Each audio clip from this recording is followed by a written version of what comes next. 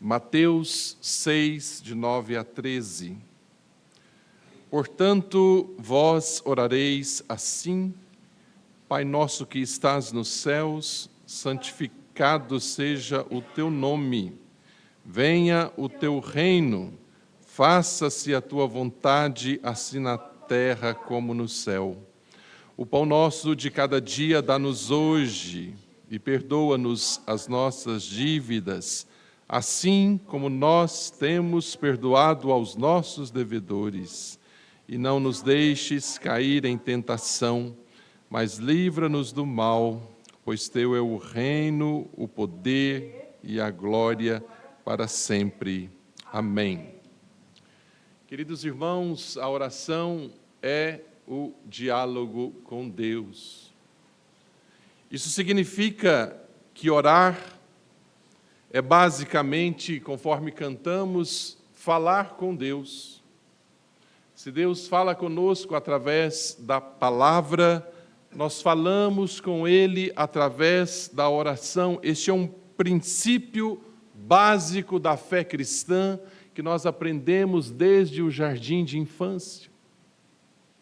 Logo, nós podemos concluir que a oração é parte fundamental do nosso relacionamento com o Senhor, assim como o estudo da palavra.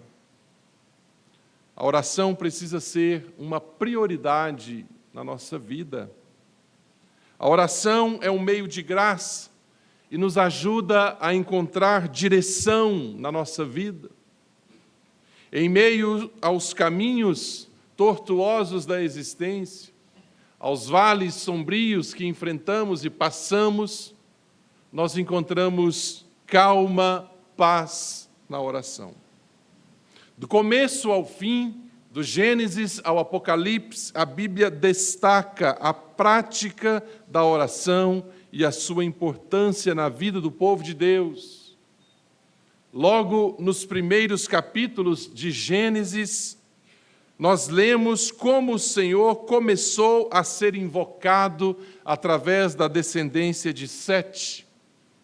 Gênesis capítulo 4, verso 26, a Bíblia diz assim: A Sete nasceu-lhe também um filho, ao qual pôs o nome de Enos. Daí se começou a invocar o nome do Senhor. Gênesis 4, 26. Esse padrão segue por toda a Escritura, até o Apocalipse, onde lemos em Apocalipse sobre como a oração dos santos sobem como incenso diante do trono de Deus.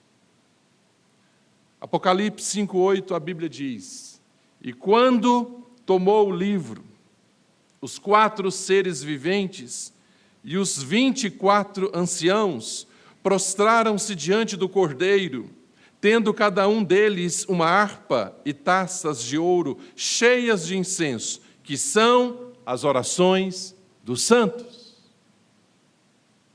Ainda em Apocalipse, capítulo 8, versículo 3, a Bíblia diz: Veio outro anjo e ficou de pé junto ao altar, com um incensário de ouro, e foi-lhe dado muito incenso para oferecê-lo com as orações de todos os santos sobre o altar de ouro que se acha diante do trono. E da mão do anjo subiu à presença de Deus a fumaça do incenso, com as orações dos santos.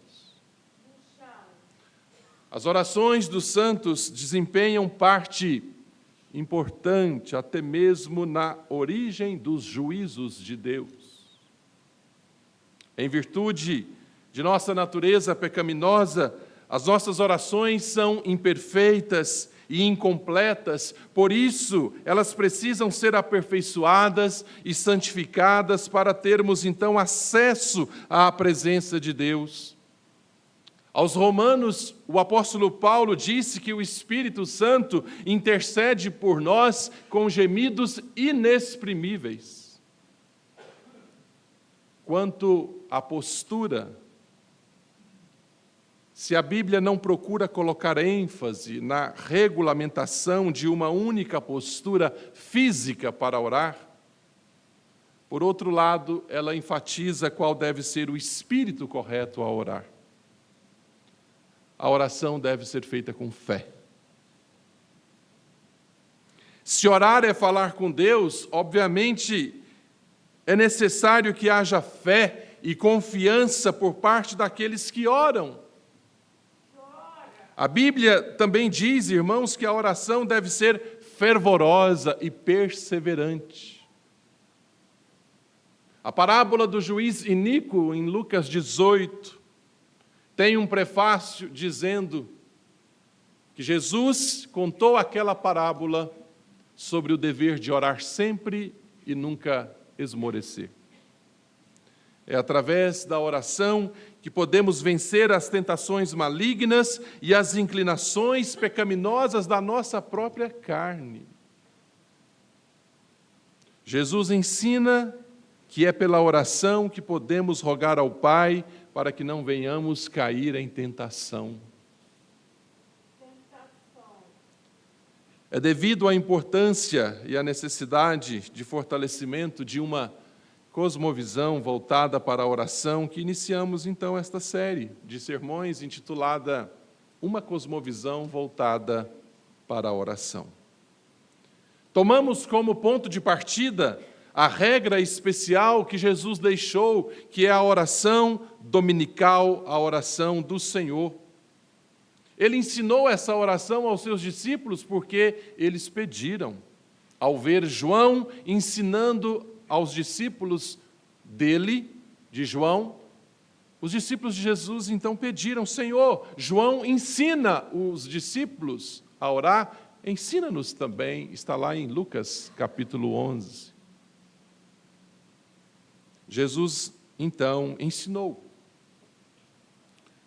No pano de fundo da oração, o contexto anterior, nós vimos no sermão anterior, Jesus dizendo aos discípulos que eles não devem agir como os hipócritas que buscam apenas o reconhecimento das outras pessoas a orar, como um exibicionismo. Também nós vemos aqui no contexto do texto lido, Jesus condenando a prática de vãs repetições, que era um comportamento comum dos gentios nos seus cultos pagãos, pensando que pelo muito repetir convenceria Deus. O crente deve orar ao Pai, confiado em sua soberania, sobre todas as coisas e com a certeza de que Ele ouve a oração dos seus filhos. É por isso que precisamos aprender a orar. Os princípios que norteiam as posturas corretas na oração do Pai Nosso é a resposta que nós temos de Jesus para orar corretamente. Devemos usar a oração do Pai Nosso como se fosse uma matriz, uma mãe para as nossas orações. Vimos no sermão anterior que as atitudes corretas ensinadas por Jesus passam pela postura de filho, se dirigindo a Deus como Pai nosso. No sermão anterior, aprofundamos um pouco sobre o prefácio da oração dominical. Pai nosso que estás nos céus. Neste prefácio nós vimos e aprendemos que temos um Pai que é nosso. E Ele está nos céus. Nós estamos na terra. Ele está nos céus. Aprendemos que somente aqueles que estão em Cristo podem chamar de Deus de Pai. Os demais são criaturas de Deus. Ele é o Criador, criou todos. Mas pode chamar Deus de Pai, de Abba, que é a expressão que vimos no sermão anterior. É uma expressão carinhosa, né? Paizinho, que evidencia carinho, proximidade, intimidade. Só pode chamar Deus de Pai quem está em Cristo. Porque somente quem está em Cristo foi adotado na família da fé. Somente aqueles que foram reconciliados com Deus através da obra de Cristo.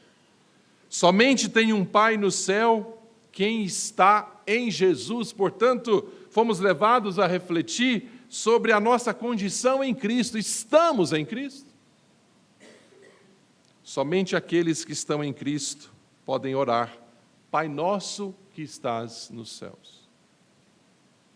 Aprendemos que a atitude de confiança e entendimento de que o nosso Pai Celestial nos ama e cuida de nós e que jamais permitirá uma lágrima de um filho seu sem um propósito, deve estar presente em nossas vidas ao orar. Aprendemos também que ao orar Pai Nosso, o fazemos exatamente para que entendamos que a oração não é uma questão individual. Por isso Jesus ensina Pai Nosso e não meu Pai. Precisamos orar como igreja, compartilhar as nossas alegrias, mas também as nossas lutas. Pai nosso que estás nos céus. Cada crente em Cristo é parte de um organismo chamado igreja e, como corpo de Cristo, estamos ligados espiritualmente uns aos outros. Esse Pai está no céu, não oramos a um Pai terreno, oramos a um Pai celestial que tem o poder de todas as coisas. Avançando um pouco mais no estudo da oração modelo, agora nós vamos prosseguir observando a segunda postura, que é uma postura reverente, que nos leva à primeira petição da oração. Até então é o prefácio, como vimos, Pai nosso que estás nos céus. Agora vem a primeira petição. E nela nós vemos que precisamos ter uma postura reverente. Santificado seja o teu nome. Nesta primeira petição, essencialmente, o Senhor Jesus ensina aos discípulos e a nós uma preocupação com a glória de Deus. É interessante que, quando nós vamos orar, é comum nós nos concentrarmos nas nossas necessidades, não é mesmo? Mas a oração modelo começa exaltando a glória de Deus. Santificado seja o teu nome. Os filhos de Deus adotados em Cristo, estes que podem chamar Deus de Pai Nosso, entendem que a finalidade última de todas as coisas é a glória de Deus. Fomos criados para a glória de Deus. É a primeira pergunta do catecismo. Qual é o fim supremo e principal do homem? O fim supremo e principal do homem é glorificar a Deus e gozá-lo para sempre. Por isso aprendemos aqui, nessa primeira petição, que devemos buscar a glória de Deus, em primeiro lugar, em nossas orações. Aprendemos nos princípios reformados a dizer, só lhe deu glória, é um dos solas da reforma. Glória somente a Deus. Nos tempos antigos, os nomes não eram apenas títulos que distinguem uma pessoa de outra. Em nossa cultura, as pessoas dão nomes porque acham o nome bonito, viu em algum lugar, não é assim? Os nomes eram considerados uma expressão da natureza da própria pessoa. Em linhas gerais, os pais colocam nomes nos filhos porque acham o nome bonito ou por observar alguma coisa que desejam reproduzir.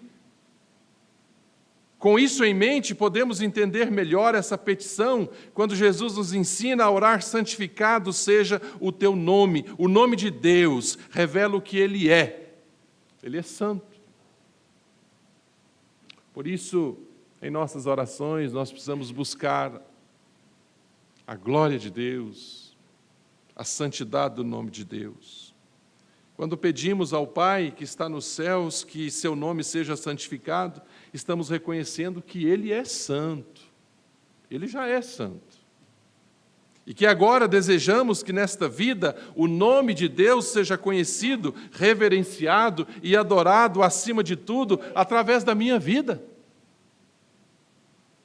Nós falamos sempre para os alunos da classe de catecúmenos, no final do curso, algo assim: olha, você sendo recebido, você agora vai carregar o nome, né, de cristão, membro da igreja. Que privilégio, mas que responsabilidade. Isso nos enche de responsabilidade. Santificado seja o teu nome é uma postura reverente que leva o nome do Senhor a ser exaltado a cada dia. E a pausa que já precisamos fazer nesse ponto é: será que o nome de Deus tem sido santificado através da minha vida, da minha conduta, das minhas palavras, das minhas atitudes, do meu comportamento, como marido, como esposa, como pai, como mãe, como filho, como patrão, como empregado? Postura sincera de que o nome do Senhor seja elevado em tudo que acontece. Santificado seja o teu nome significa um desejo de ver o nome de Deus sendo santificado e honrado na minha vida, nas minhas ações, nas minhas motivações, nos meus pensamentos. É por isso que Paulo disse aos Filipenses que tudo que é verdadeiro, tudo que é de boa fama, se tem louvor, virtude, seja isso que ocupe o vosso pensamento. Filipenses 4, 8 e 9. De maneira que essas condutas e posturas levem as pessoas a reconhecer a santidade de Deus e se quebrantarem a Ele. E te perguntar: de onde você é? Qual é a sua igreja? Aí você fala. Sua postura é diferente. Qual é o Deus que você serve? É esse Deus que eu quero servir. Santificado seja o teu nome significa que o nome de Deus precisa ser glorificado em nós. Que todos percebam que servimos a um Deus santo. Isso nos remete, irmãos, a uma grande responsabilidade de carregarmos o nome de cristãos, de crentes. Na minha infância, no interior de Minas, década de 70, ao chegar no grupo escolar, nós éramos identificados facilmente. E quando a referência era alguma coisa que diz respeito à religião, apontavam para mim e diziam assim: ele é protestante. Ele é protestante.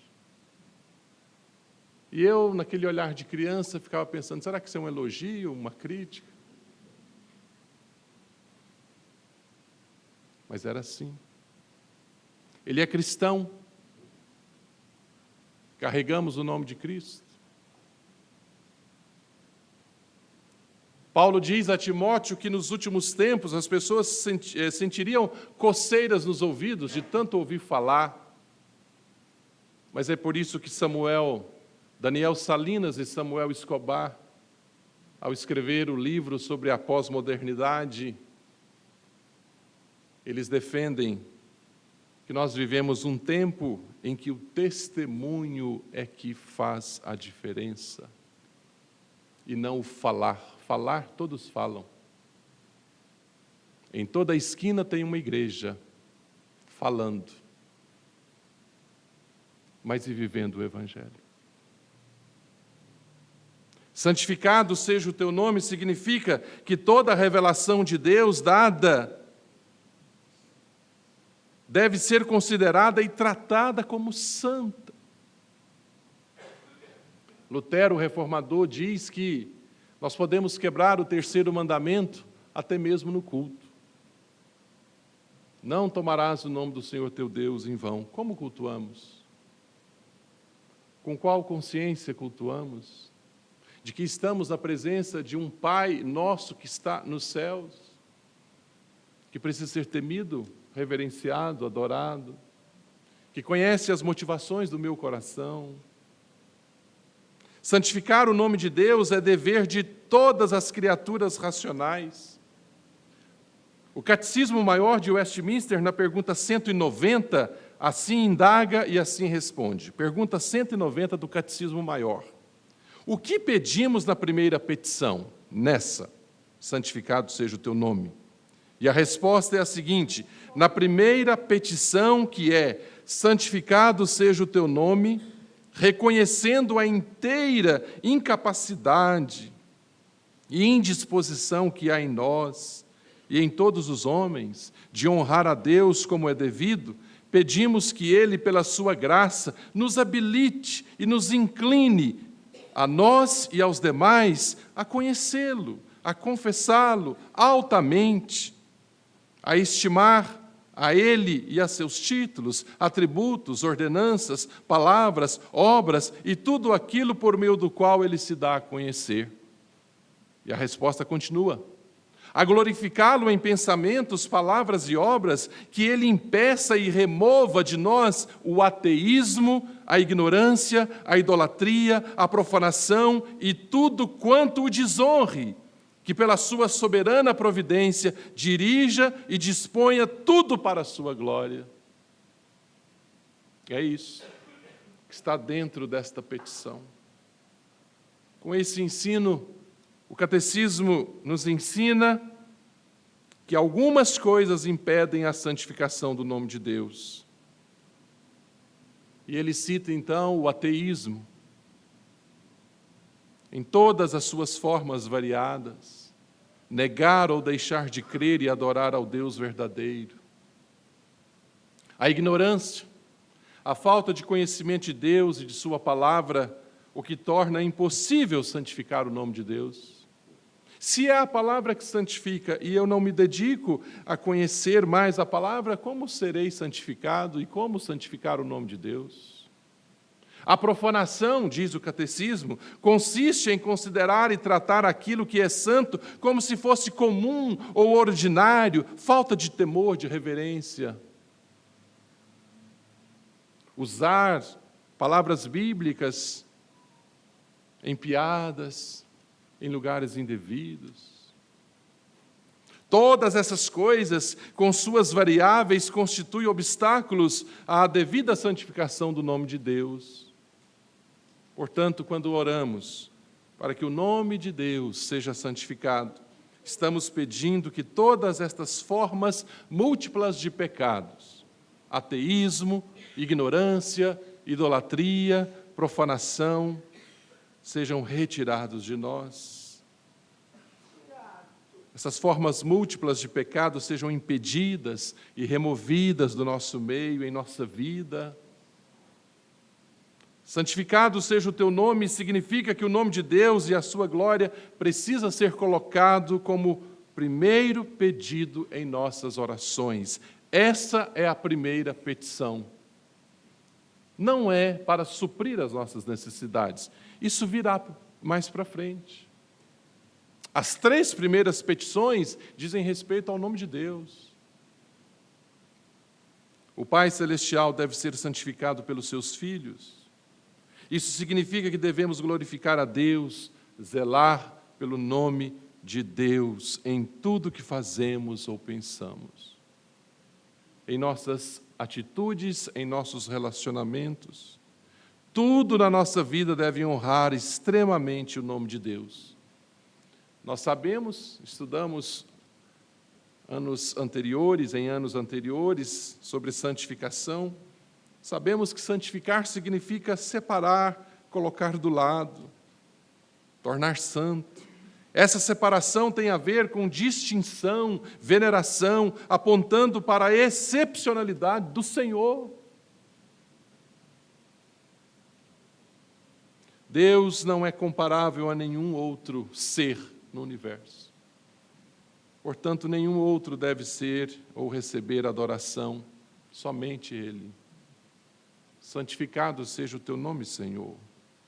Deus é santificado, honrado e glorificado quando a sua existência é acreditada, quando a sua perfeição é amada, reverenciada em nossas vidas, na vida da igreja, quando amanhece um dia e você abre a sua janela e contempla os céus e diz como Davi, os céus proclamam a glória de Deus, o firmamento anuncia as obras das suas mãos, Senhor. Deus está sendo glorificado. Quando as suas obras são admiradas e reconhecidas, quando os seus feitos são enaltecidos, quando a igreja avança, e isso é reconhecido por nós, uma alma vale mais do que o mundo inteiro. Quando isso acontece, estamos dentro desse ensino. Santificar o nome de Deus, tornando-o honrado, glorioso, nas pequenas coisas. Dentro dessa incontestável verdade, é inevitável uma pergunta que surge. Será que a nossa vida tem evidenciado essa verdade? Não há na vida do crente nenhum lugar onde Deus não conte e onde o Senhor não diga, é meu. Quem sabe algum espaço na sua vida, na sua mente, nas suas ações ainda não esteja dominado pelo Senhor. Saiba que o Senhor nos requer por inteiro. Ele não é salvador de quem Ele não é Senhor. É muito comum se perguntarmos quem quer o Salvador? Eu quero. Quem quer o Senhor? A mão vai abaixando. Senhor sou eu da minha vida. Eu sei o que fazer. Eu sei onde ir. Ninguém tem nada a ver com isso. Essa é a mentalidade do mundo sem Deus. A mentalidade do cristão é: Ele é Senhor da minha vida, eu sou um servo. A oração modelo começa com a garantia de que Deus é o nosso Pai, Pai nosso que estás nos céus, e isso nos motiva a glorificá-lo. Então dizemos em segundo lugar: santificado seja o teu nome, Senhor. Por isso, o primeiro pedido precisa ser que o nome de Deus seja santificado. Disse Agostinho, o grande teólogo ocidental, bispo de Hipona, Agostinho disse assim, abre aspas, estimulemo-nos, pois, a desejar que o nome de Deus, que é sempre santo em si mesmo, seja também honrado e santificado no nosso meio, que o seu nome seja santo entre os homens e nunca desprezado, e isso não é para benefício de Deus, mas dos homens. Quem é beneficiado quando o nome de Deus é santificado somos nós, porque Ele já é santo. Disse Tomás de Aquino, a primeira petição da oração modelo nos ensina uma demanda associada ao dom do temor. Ora, santificado seja o teu nome, Senhor, quem tem o temor de Deus e sabe a quem está se dirigindo. O temor a Deus nos leva a fazer o máximo para evitar que o nome santo do Senhor seja profanado. Isso nos ensina que devemos tomar muito cuidado, irmãos, para que a forma que conduzimos nossas vidas, como esposo, esposa, filhos, patrões, empregados, crentes, não profane o nome do Senhor. Algumas aplicações finais para concluirmos.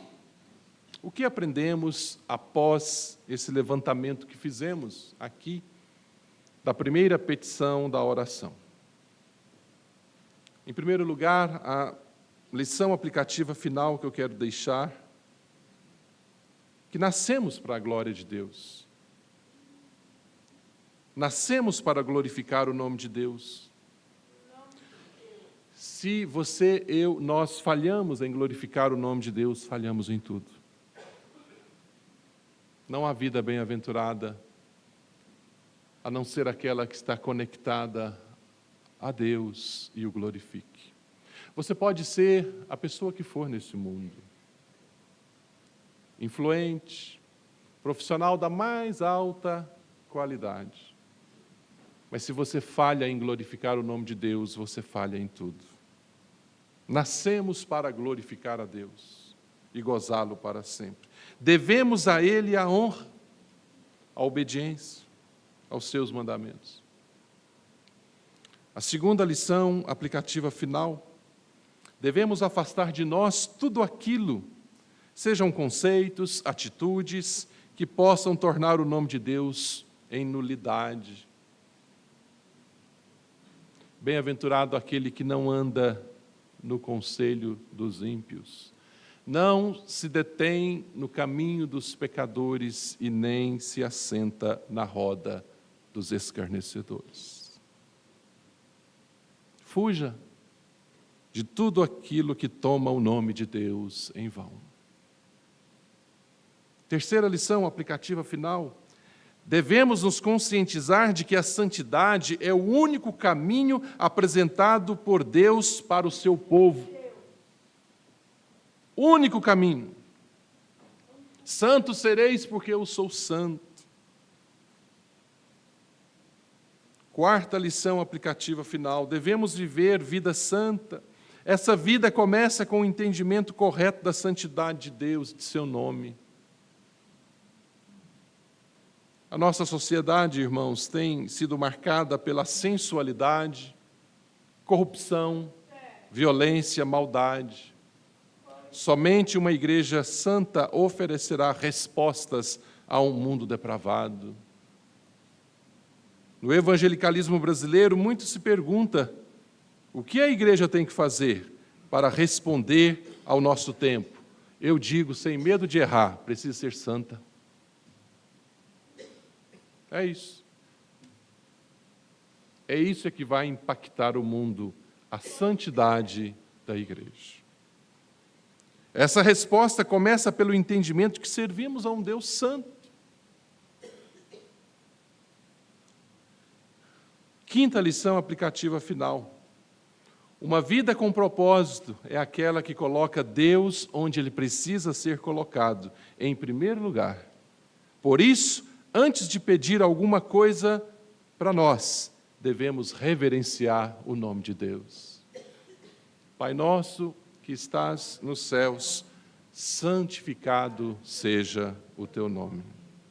Quando oramos, santificado seja o teu nome, queremos dizer: torna-nos capazes, ó Deus, de dar a ti o lugar único que, por tua natureza e caráter, deves ocupar. O trono da minha vida. A palavra que resume bem o significado deste reconhecimento que a natureza de Deus nos impõe é reverência. Por isso, a primeira petição da oração do Senhor nos ensina a postura reverente. Orar santificado seja o teu nome consiste em pedir a Deus que nos faça reverentes para que possamos honrá-lo tal como Ele é digno. E quando nós buscamos honrar o nome do Senhor, santificando a nossa vida, onde o crente chega, resplandece a luz do Senhor. Eu te pergunto, onde você chega, o assunto muda? Se você chega em alguma roda e alguém diz assim: chegou o cristão, vamos mudar de assunto? Louve a Deus por isso, porque é isso que precisa acontecer. Será que em nossas orações nós temos tido essa preocupação de santificar o nome de Deus? Preocupação de exaltar o nome do Senhor, reconhecendo a santidade dEle.